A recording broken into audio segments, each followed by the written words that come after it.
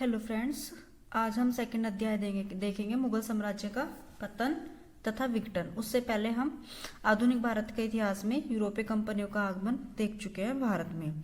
अब ये दूसरा अध्याय है मुगल साम्राज्य का पतन तथा विघटन। और पहले वाले जो हमने यूरोपीय कंपनियों का भारत में आगमन किया था उसमें उससे रिलेटेड हम क्वेश्चंस भी देख चुके हैं। मैं आपको यहाँ पे बताते चलूँ कि जहाँ पे हम औरंगजेब में मध्यकालीन भारत के इतिहास में औरंगजेब पर ख़त्म करते हैं और फिर हम उत्तरवर्ती मुगल में औरंगजेब के बाद बहादुर शाह से शुरू करते हैं। तो यहीं से शुरू करेंगे हम कि मुगल साम्राज्य का पतन तथा विघटन में औरंगजेब के बाद से। औरंगजेब की मृत्यु 3 मार्च 1707 को अहमदनगर में हो गई थी। उस समय उसके 3 पुत्र जीवित थे, मुअज्जम, आजम तथा कामबख्श। 3 पुत्र थे उसके, मुअज्जम, आजम और कामबख्श। औरंगजेब राज्य के बंटवारे के लिए वसीयत लिख कर गया था, जिससे उसके मरने के बाद उत्तराधिकारी का युद्ध ना हो। वसीयत के अनुसार उसकी इच्छा थी कि उसके सबसे बड़े बेटे मुअज्जम को 12 सूबे मिले तथा उसकी राजधानी दिल्ली हो। मोहम्मद आजम को आगरा, दक्कन के सूबे, मालवा तथा गुजरात मिले तथा उसके सबसे छोटे बेटे कामबख्श को बीजापुर तथा हैदराबाद के सूबे मिले, यानी कि उत्तर, मध्य और साउथ, दक्षिण में तीनों का बंटवारा उत्तराधिकार के युद्ध ना हो, इसे मुअज्जम, आजम और कामबख्श में औरंगजेब ने कर दिया था। औरंगजेब की मृत्यु के समय मुअज्जम अफगानिस्तान में जमरूद नामक स्थान पर था, आजम अहमदनगर में तथा कामबख्श बीजापुर में था।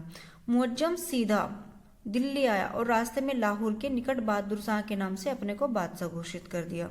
बहादुर शाह के बेटे अजीम उस शाह ने आगरा पर अधिकार कर लिया। कामबख्श ने बीजापुर में अपने को बादशाह घोषित किया और आजम ने आगरा पर अधिकार करने के लिए आगरा के पास जजाऊ में शिविर लगाया।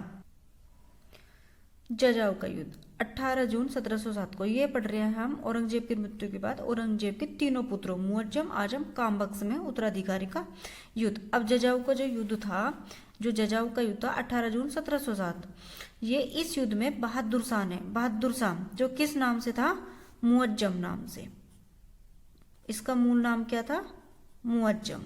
ठीक है, मुअज्जम ने आजम को पराजित कर डाला, यानी कि बहादुर शाह का जो मूल नाम था मुअज्जम, इसने अपने ही भाई किसको? आजम को पराजित कर मार डाला। और इसमें आजम के 2 पुत्र भी मारे गए, यानी कि बहादुर शाह या मुअज्जम के 2 पुत्र भी इसी युद्ध में, जजाऊ के युद्ध में मारे गए, जो 18 जून 1707 को हुआ था। फिर बीजापुर का युद्ध जनवरी 1709, यह युद्ध बहादुर शाह और कामबख्श के बीच हुआ। किस किस के? बहादुर शाह और कामबख्श के, यानी तीसरे भाई के। कामबख्श घायल हुआ और अगले ही दिन उसकी भी मृत्यु हो गई और कामबख्श का पुत्र भी युद्ध में मारा गया। ठीक है, तो यानी कि दोनों भाई मारे गए। बहादुर शाह ने जजाऊ के युद्ध में आजम को पराजित कर दिया था और बीजापुर के युद्ध में कामबख्श को पराजित कर दिया था।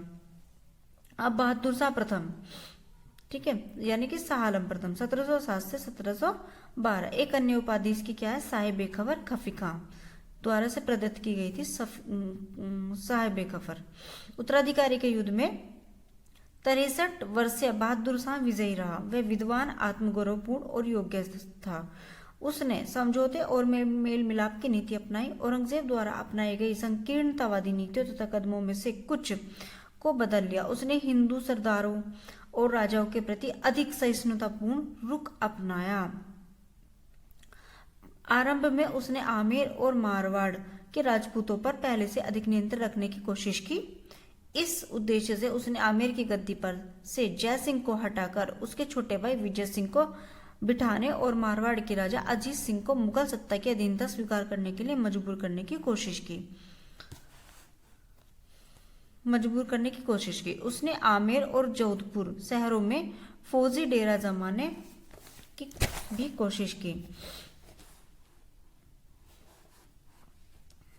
किंतु इसका कड़ा प्रतिरोध हुआ। अतः उसने दोनों राज्यों में तुरंत समझौता कर लिया। राजा जयसिंह और राजा अजीत सिंह को अपने राज्य तो फिर से मिल गए, परंतु उच्च मनसबों तथा मालवा और गुजरात जैसे महत्वपूर्ण सूबे के सूबेदारों के ओहदों की उनकी मांग नहीं मानी गई। मराठा सरदारों के प्रति भी उसकी नीति अस्थिर रही। उसने दक्कन की सरदेशमुखी दे दी, मगर चौथ का अधिकार नहीं दिया। उसने साहू को मराठों का विधिवत राज्य नहीं माना। इस प्रकार उसने मराठा राज्य के ऊपर आधिपत्य के लिए ताराबाई और साहू को आपस में लड़ने के लिए छोड़ दिया। किसकी बात कर रहे हैं हम इस समय? बहादुर शाह की। इससे साहू और मराठा सरदार असंतुष्ट रहे तथा दक्कन अव्यवस्था का शिकार बना रहे। बहादुर शाह ने गुरु गोविंद सिंह के साथ संधि कर, यानी कि सिखों के साथ भी गुरु गोविंद सिंह के साथ संधि कर और एक बड़ा मनसब देकर विद्रोही सिखों के साथ मेल मिलाप करने की कोशिश की। परंतु जब गुरु गोविंद सिंह की मृत्यु के बाद बंदा बहादुर के नेतृत्व में उन्होंने बगावत का झंडा पंजाब में बुलंद किया, तब बादशाह ने स्वयं विद्रोहियों के खिलाफ अभियान का नेतृत्व किया। विद्रोहियों ने जल्द ही सतलज और यमुना के बीच के लगभग संपूर्ण क्षेत्र पर नियंत्रण जमा लिया। यद्यपि बादशाह लोहगढ़ तथा अन्य महत्वपूर्ण सिक्का केंद्रों पर कब्जा जमाने में सफल हो गया, फिर भी सिक्कों को दबाया नहीं जा सका और 1712 में उन्होंने लोहगढ़ वापस ले लिया। लोहगढ़ किला गुरु गोविंद सिंह ने अंबाला के उत्तर पूर्व में हिमालय की तराई में बनाया था। बहादुर शाह ने बुंदेला सरदार छत्रसाल से मेल मिलाप कर लिया। छत्रसाल निष्ठावान सामंत बना रहा। बहादुर शाह ने जाट सरदार चूड़ामन से भी दोस्ती कर ली। चूड़ामन ने बंदा बहादुर के खिलाफ अभियान में बादशाह का साथ दिया। बहादुर शाह के दरबार में 1711 ईस्वी में एक डच प्रतिनिधि शिष्टमंडल जोसुआ केटेलार के नेतृत्व में गया। इस शिष्टमंडल का दरबार में जोरदार स्वागत किया गया। इस स्वागत में एक पुर्तगाली स्त्री जूलियाना की महत्वपूर्ण भूमिका थी। इसे बीबी फिदवा आदि की उपाधि दी गई थी।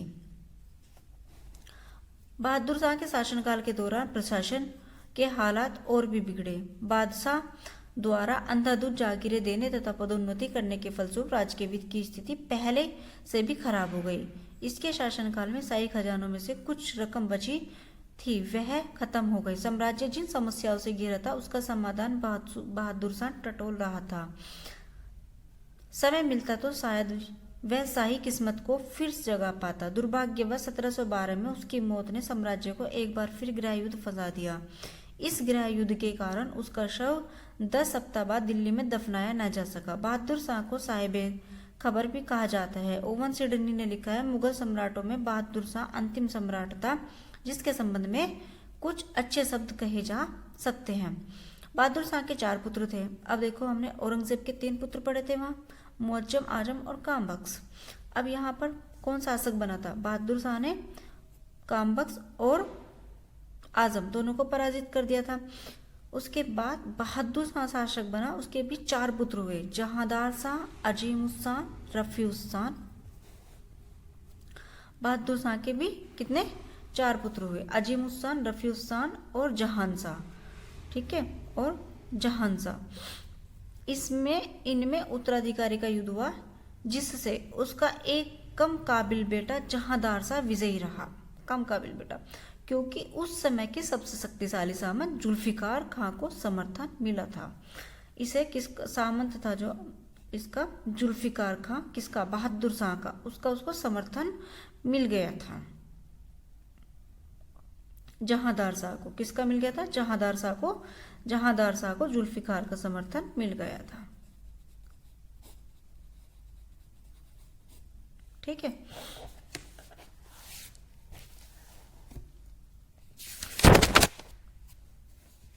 अब बहादुर शाह के बाद हम पढ़ते हैं जहांदार शाह। 1712 से 1713। जहांदार शाह एक कमजोर तथा पतित शहजादा था। उसमें सद्व्यवहार, बड़प्पन और शिष्टाचार की कमी थी। उसके शासनकाल में प्रशासन वस्तुतः जुल्फिकार खां के हाथों में था, जो वजीर बन गया था। जुल्फिकार खां के पिता असद खां को वकील नियुक्त किया गया था। ये दोनों बाप बेटे ईरानी अमीरों के नेता थे। जुल्फिकार खां ने भारतीय असंतुष्ट वर्ग को संतुष्ट करने का प्रयास किया। उसने जयसिंह को मालवा का सूबेदार नियुक्त किया तथा मिर्जा राजा की पदवी दी। मारवाड़ के राजा अजीत सिंह को महाराजा की पदवी दी गई और गुजरात का सूबेदार नियुक्त किया गया। जहांदार के समय में जजिया कर समाप्त कर दिया गया। मराठा शासक को दक्कन की चौथ और सरदेशमुखी इस शर्त पर दी गई कि उनकी वसूली मुगल अधिकारी करेंगे और फिर मराठा अधिकारियों को दे देंगे। जुल्फिकार खां ने चूड़ामन, जाट और छत्रसाल बुंदेलों के साथ भी मेल मिलाप कर लिया। केवल बंदा और सिखों के प्रति उसने दमन की पुरानी नीति जारी रखी। जागीरों और ओहदों की अंधाधुंध वृद्धि पर रोक लगाकर जुल्फिकार खान ने साम्राज्य की वित्तीय हालत को सुधारने की कोशिश की, परंतु उसने एक गलत प्रवृत्ति इजारा को बढ़ावा दिया। इससे किसानों को उत्पीड़न बढ़ा। इसके शासनकाल में अमीरों में गुटबंदी और प्रतिस्पर्धा का सूत्रपात हुआ, क्योंकि जुल्फिकार खान वजीर की शक्ति में वृद्धि करके शक्तिशाली होना चाहता था।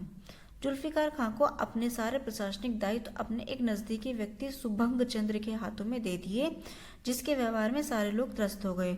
जहांदार शाह ने अपने धाई भाई कोकलताश को महत्वपूर्ण पद दिया। कोकलताश ने एक ऐसा संगठन तैयार किया जिसका कार्य सम्राट की शक्तियों को उसी के हाथों में केंद्रित रखने का था।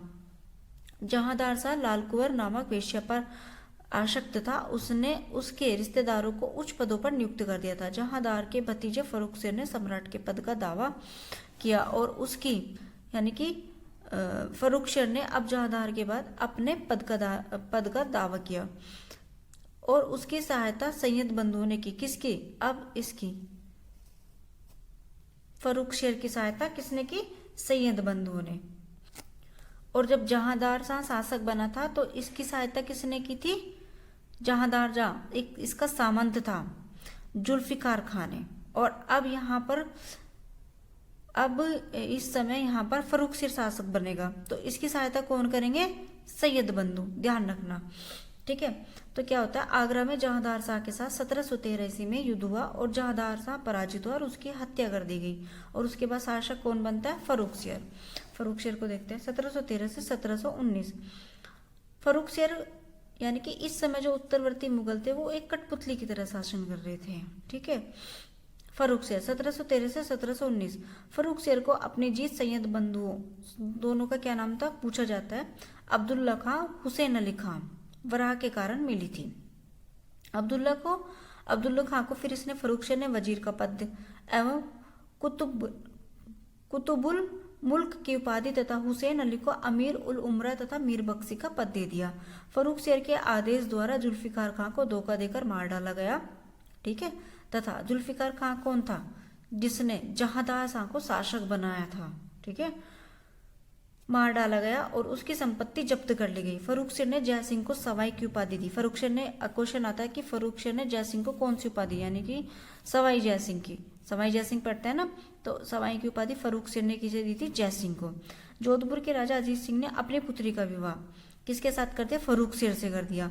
सैयद बंधुओं ने धार्मिक असहिष्णुता की नीति अपनाई। उन्होंने फर्रुखसिर के गद्दी पर बैठते ही जजियों को तुरंत समाप्त कर दिया। क्वेश्चन आता है किस मुगल शासक ने जजिया कर को समाप्त कर दिया? तो ध्यान रखना, फर्रुखसिर ने, ठीक है। फर्रुखसिर ने सैयद बंधुओं के उससे जजिया कर को समाप्त कर दिया गया था। इसी प्रकार कई जंगों में तीर्थयात्री कर को भी हटा दिया गया। उन्होंने मारवाड़ के अजीत सिंह, आमेर के जय सिंह तथा अनेक राजपूत राजकुमारों को प्रशासन से प्रभावशाली ओहदे देकर अपनी ओर मिला लिया। उन्होंने जाट सरदार चूड़ामन के साथ दोस्ती कर ली। फर्रुखसिर के समय में 1716 में बंदा बहादुर को दिल्ली में फांसी दे दी गई थी। ये क्वेश्चन आता है कि बंदा बहादुर को किसके शासनकाल में फांसी दे दी गई? तो याद रखना 1716 ईस्वी में बंदा बहादुर जो सिक्कों का, ठीक है, सिक्कों का अंतिम, जिसमें गुरु गोविंद सिंह के बाद जो सिक्कों का अंतिम सिख गुरु माना जाता है बंदा बहादुर, तो उसको ही 1716 में क्या फर्रुखसिर के समय में क्या कर दिया गया था? बंदा बहादुर को फांसी दे दी गई थी।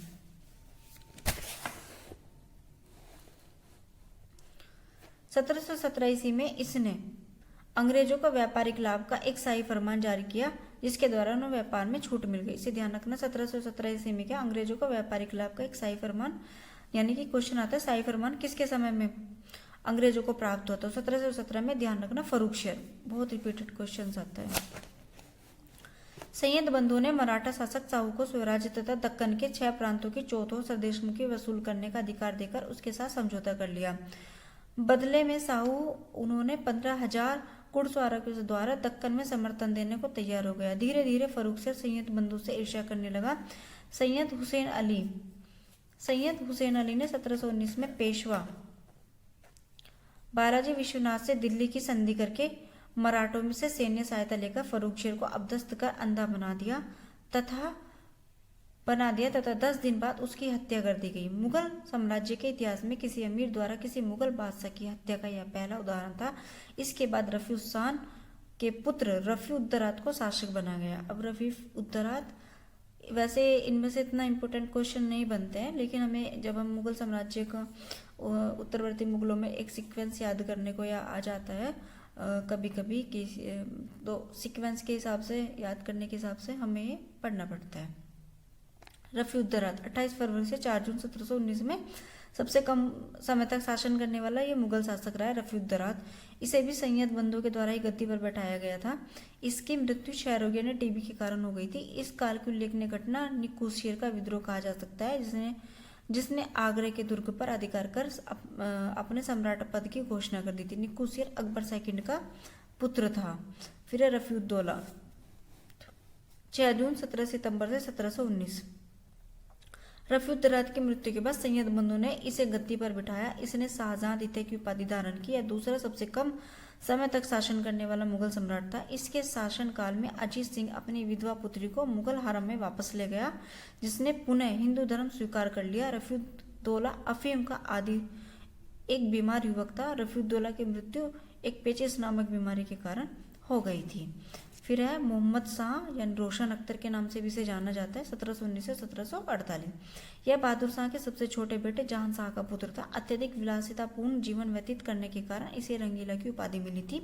इसके शासनकाल में सैयद बंधु का अंत हुआ था। सैयद बंधु के पतन के बाद उसका पहला वजीर मोहम्मद अमीन खां हुआ। इसने बादशाह को सैयद बंधु के नियंत्रण से मुक्त कराने में अग्रणी भूमिका निभाई।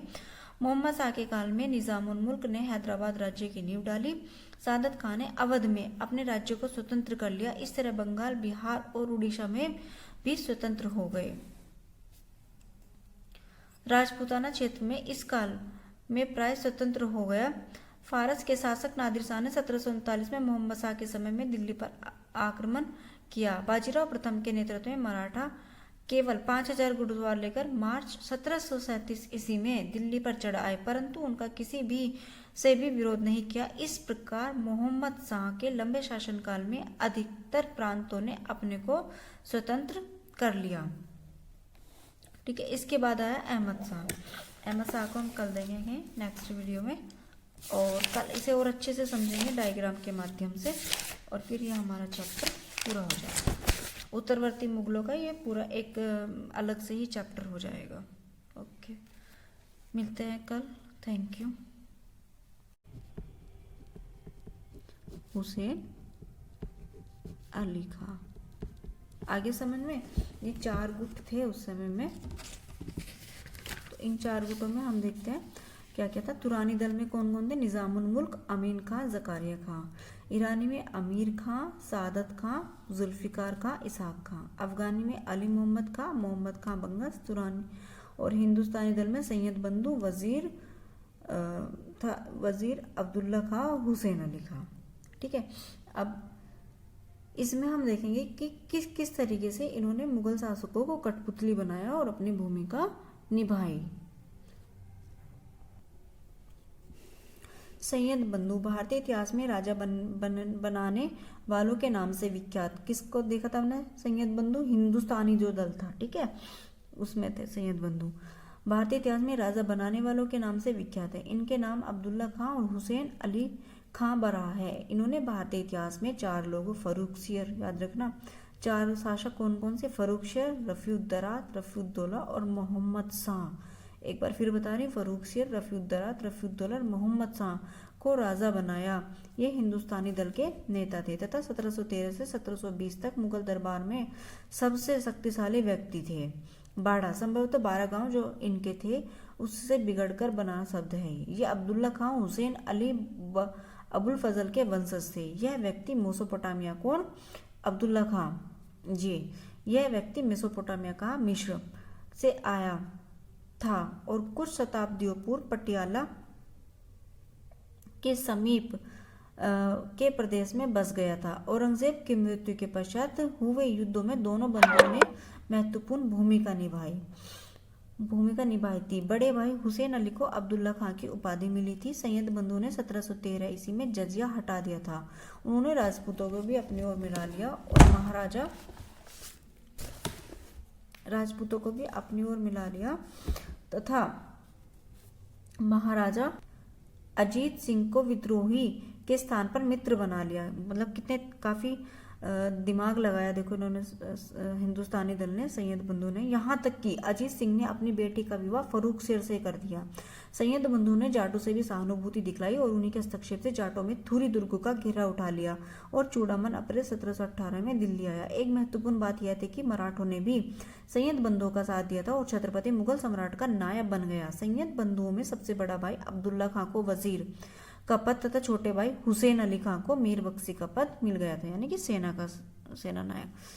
सैयद बंधु विरोधी सरदारों में सबसे सक्रिय मीर जुमला था, जो सम्राट फर्रुख शेर का कृपापात्र था। सैयद बंधु और सम्राट के मतभेद तब सामने आए जब सम्राट ने हुसैन अली को दक्कन का सूबेदार नियुक्त कर दिया। सैयद बंधु के विरुद्ध षड्यंत्रकारियों के प्रमुख नेता चिनकलीस खां और अमीन खां थे। 1720 में चिनकलीस खां ने खानदेश पर आक्रमण किया।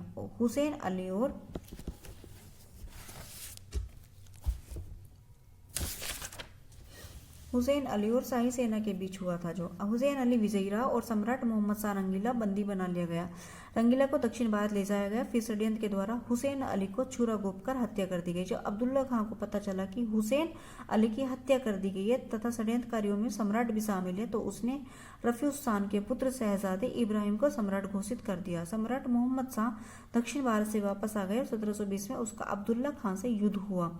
अब्दुल्ला खां को बंदी बना लिया गया तथा 1722 में उसे जहर देकर मार डाला गया। अब विदेशी आक्रमण क्या क्या हुए ये देखो। उत्तर पश्चिम से 2 विदेशी आक्रमण नादिर शाह और अहमद शाह अब्दाली के रूप में हुए। नादिर शाह का आक्रमण। नादिर शाह ईरान का नेपोलियन ने फारस का शासक था। उसने अपनी जिंदगी गडरिया अथवा चारवाहे के रूप में आरंभ की थी। नादिर शाह का आक्रमण किसके समय पड़ा था हमने? मोहम्मद शाह के समय में, ठीक है, मोहम्मद शाह के समय में पड़ा था। जिंदगी गडरे के रूप में अथवा चारवाहे के रूप में आरंभ की थी। नादिर शाह भारत के प्रति अपार धन के कारण आकर्षित हुआ था। उसकी इच्छा थी कि भारत के धन को लूटने की थी। नादिर शाह ताहमास्प की मृत्यु के बाद 1736 ईस्वी में फारस का शासक बना। उसने 1739 में भारत पर आक्रमण किया तथा उसे कुछ मुगल दरबारियों का भी आक्रमण करने के लिए आमंत्रण मिला। नादिर शाह ने 11 जून 1738 को गजनी में प्रवेश किया। जो कहाँ पड़ेगा गजनी? कमेंट करके मुझे बताना कि गजनी कहाँ पड़ेगा, फिर मैं बताऊंगी। गजनी नगर में प्रवेश किया तथा 29 जून 1738 को काबुल भी बताना कहाँ है, पर अधिकार कर लिया। काबुल के मुगल शासक नासिर खां ने बिना प्रतिरोध के अधीनता स्वीकार कर ली और क्षमा याचना कर नादिर शाह से काबुल और पेशावर की गवर्नरी प्राप्त कर ली। नादिर शाह ने अटक के स्थान पर सिंधु नदी पार किया और लाहौर के गवर्नर को हरा दिया। उसने भी अधीनता स्वीकार कर ली। इसके बाद फरवरी 1739 में नादिर शाह ने पंजाब पर आक्रमण किया।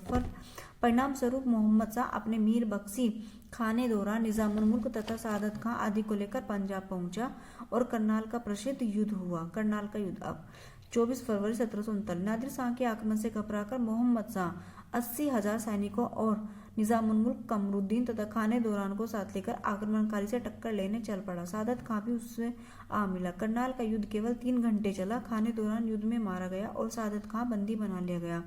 निजामुल मुल्क की मध्यस्थता के कारण मोहम्मद शाह और नादिर शाह के बीच समझौता हो गया। इससे प्रसन्न होकर मोहम्मद शाह ने निजाम को मीर बख्शी का पद दे दिया, क्योंकि यह स्थान खाने दौरान की मृत्यु के कारण रिक्त हो चुका था।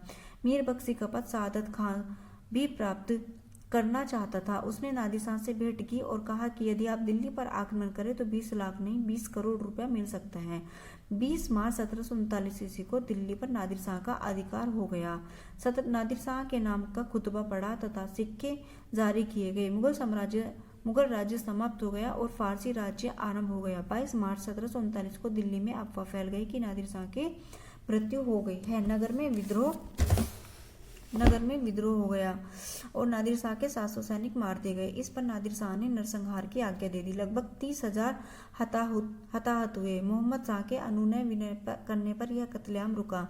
नादिर शाह दिल्ली में 57 दिनों तक रुका तथा वापस जाते समय अपने साथ तख्ते ताउस, कोहिनूर, हीरा तथा खजाना ले गया। मुगल सम्राट ने अपनी पुत्री का विवाह नादिर शाह के पुत्र नासिरुल्लाह मिर्जा से कर दिया था। इसके अतिरिक्त कश्मीर तथा सिंधु नदी के पश्चिम प्रदेश भी नादिर शाह को मिल गए। नादिर शाह ने मोहम्मद शाह को मुगल साम्राज्य का सम्राट घोषित कर दिया। खुतबा पढ़ने तथा सिक्के चलाने का भी अधिकार लौटा दिया। अहमद शाह अब्दाली का आक्रमण। नादिर शाह का वध 1747 ईस्वी में किए जाने के बाद अहमद शाह अब्दाली कंधार का स्वतंत्र शासक बन बैठा। शीघ्र ही उसने काबुल को जीत लिया और आधुनिक अफगान राज्य की नींव रखी। नादिर शाह के वैध उत्तराधिकारी के रूप में उसने पश्चिमी पंजाब पर अपना दावा किया। अहमद शाह अब्दाली ने हिंदुस्तान के विरुद्ध 7 चढ़ाइयाँ की। मुख्य रूप से इन आक्रमणों का उद्देश्य भारत के धन को लूटना था। 1748 में उसका पंजाब पर प्रथम आक्रमण सफल हुआ।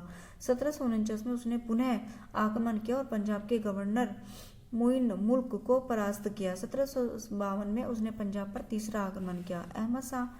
सम्राट अहमद शाह ने अहमद शाह अब्दाली को सिंध तथा पंजाब प्रदेश दे दिए। नवंबर 1753 में मोइन मुल्क की मृत्यु हो जाने पर वजीर इमादुल मुल्क ने अदीना बेग को पंजाब का सूबेदार नियुक्त किया। अहमद शाह अब्दाली ने इस पंजाब के कार्य में हस्तक्षेप बतलाया और नवंबर 1756 में वह भारतीय सीमाओं का उल्लंघन कर उसमें प्रवेश कर गया। जनवरी 1757 में वह दिल्ली में प्रवेश कर गया और मथुरा तथा आगरा तक लूटमार की। अपनी वापसी से पहले अब्दाली ने भारत में आलमगीर II को सम्राट और इमादुल मुल्क को वजीर एवं रुहुल्ला को सरदार और नजीबुद्दौला को साम्राज्य का मीर बख्शी और अपना प्रमुख एजेंट नियुक्त किया। किसने? अहमद शाह अब्दाली ने।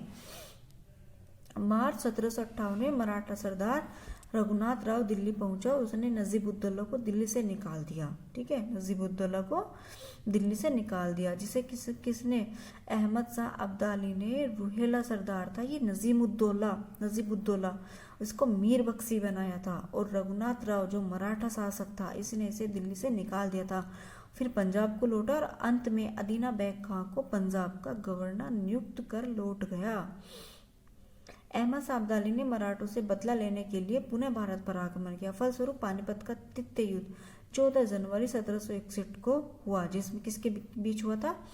अहमद शाह अब्दाली और मराठों के बीच में। अहमद शाह अब्दाली और मराठों के बीच में पानीपत का तृतीय युद्ध हुआ था। और प्रथम किस किस के बीच हुआ था मैंने बताया, कमेंट करके लिखना, और सेकंड भी लिखना किस किस के बीच हुआ था। वीडियो के बीच में मैंने बताया हुआ भी। अहमद शाह अब्दाली भारत की 6वीं बार मार्च 1764 में आया। पर अब्दाली का उद्देश्य सिखों को सजा देना था जिन्होंने पंजाब में अपनी शक्ति बढ़ा ली थी, परंतु उसे अफगानिस्तान में आंतरिक अव्यवस्था उत्पन्न हो जाने के कारण वापस लौट जाना पड़ा। अब्दाली ने 7वां और अंतिम आक्रमण मार्च 1767 ईस्वी में हुआ, परंतु वह आक्रमण भी असफल रहा और सिखों को कुचल नहीं सका। इसके साथ हम आगे देखेंगे मुगल साम्राज्य के पतन के कारण। तो मुगल साम्राज्य के पतन के कारणों में एक नहीं है तो कई सारे कारण चल रहे थे, जो मैं बता देती हूँ। औरंगजेब का उत्तरदायी था कि यद्यपि मुगल साम्राज्य का अधिकतम विस्तार औरंगजेब के काल में हुआ था, परंतु पतन के चिन्ह में इसी समय से दिखाई पड़ते हैं। औरंगजेब की जो धार्मिक नीति थी और सिखों, जाटों, बुंदेलों और राजपूतों, मराठों के उसके समय में विद्रोह हो गए थे और जजिया कर को उसने पुनः लगा दिया था। ठीक है, उसके कारण मतलब दक्कन में बहुत समय तक वह अपना डेरा डाले रहा, जिसके कारण दक्कन नासूर बन गया मुगल साम्राज्य के लिए और बहुत ही ज़्यादा घातक सिद्ध हुआ। फिर औरंगजेब के उत्तराधिकारी कोई भी योग्य उत्तराधिकारी ऐसा नहीं था जो क्या बोलते हैं प्रशासन या शासन को अच्छी तरीके से चला सके। और दरबारी गुटबंदी थी जो जिसमें हम सैयद बंधु में देखते हैं, अफगानी, तुरानी, ईरानी दल देखते हैं, यानी कि इन्होंने उत्तरवर्ती मुगल शासकों को सिर्फ अपने हाथ की कठपुतली बनाया है। और मराठों का उत्थान होने लगा था धीरे धीरे, और जो है मुगलों की सेना जो सैनिक शक्ति थी वो कमज़ोर पड़ गई थी और ये लोग आर्थिक दिवालिया भी साम्राज्य घोषित हो चुका था। फिर विदेशी आक्रमण नादिर शाह और अहमद शाह अब्दाली का हो चुका था। तो इस तरीके से बहुत सारे कारण ऐसे रहे हैं जिसके कारण धीरे धीरे हम बहादुर शाह जफर 1757 में जब सेकंड में देखते हैं 1757 में की क्रांति होती है, तो उसके साथ साथ क्या होता है मुगल साम्राज्य का पतन हो जाता है। इससे रिलेटेड एक छोटी सी वीडियो कल मैं क्वेश्चन वाली बना दूंगी, उसमें सिर्फ थोड़े से क्वेश्चन देखेंगे इससे रिलेटेड। ओके, थैंक यू, मिलते हैं नेक्स्ट वीडियो में।